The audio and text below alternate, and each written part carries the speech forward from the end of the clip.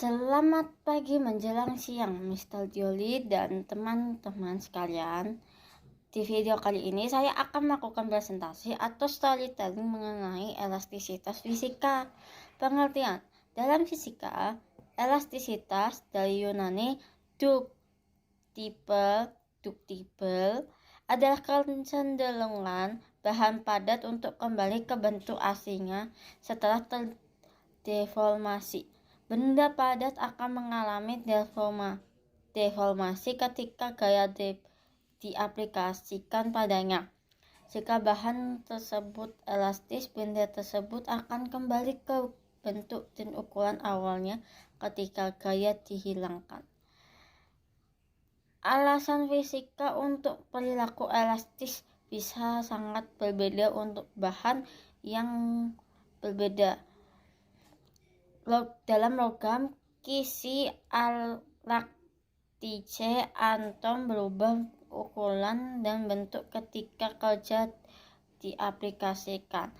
Energi ditambahkan pada sistem ketika gaya dihilangkan. Kisi-kisi kembali ke keadaan energi asli yang lebih rendah. Untuk karet dan polimer lain, elastisitas disebabkan oleh peregangan lantai polimer ketika kerja diterapkan. Elastisitas sempurna hanya merupakan perkiraan dari yang sebenarnya, dan beberapa bahan tetap murni elastis bahkan setelah deformasi yang sangat kecil. Dalam rekayasa jumlah elastisitas suatu material ditentukan oleh dua jenis parameter. Material jenis pertama, parameter material disebut modulus yang mengukur jumlah gaya persatuan ruas atau stress yang diperlukan untuk mencapai sejumlah deformasi tertentu. Stress kayak kita lagi ulangkan lah. Satuan modulus adalah Pascal atau PA atau pound gaya per inci persegi.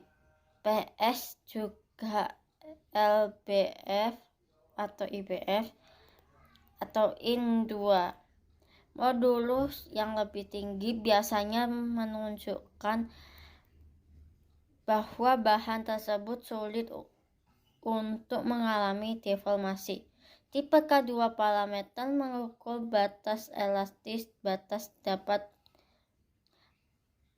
dapat menjadi stress luar di mana materi tidak lagi elastis atau deformasi luar di mana elastisitas hilang. Ketika menggambarkan elastisitas relatif dari dua bahan, baik modulus dan batas elastis harus diperhitungkan. Karet biasanya memiliki modulus rendah dan cenderung untuk melenggang jauh, yaitu mereka memiliki batas elastis tinggi dan tampak lebih elastis daripada logam. Modulus tinggi dan batas elastis rendah. Dalam kehidupan sehari-hari, dari dua bahan karet dengan batas elastis yang sama, satu dengan modulus yang lebih rendah akan tampak lebih elastis.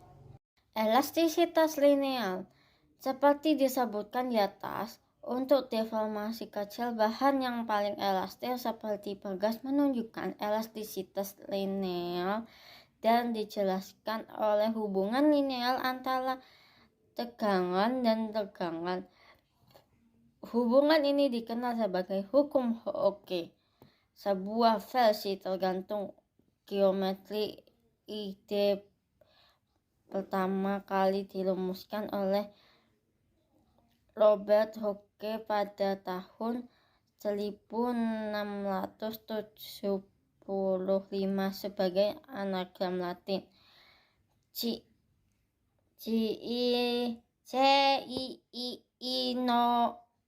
nos stuf, dan yang artinya saya tidak tahu, tapi jangan mencoba untuk membacanya. Ia menerbitkan jawabannya pada tahun 1678, Ut tensio vis, yang berarti sebagai perpanjangan sehingga kekuatan. Hubungan linear yang biasa disebut sebagai hukum Hooke.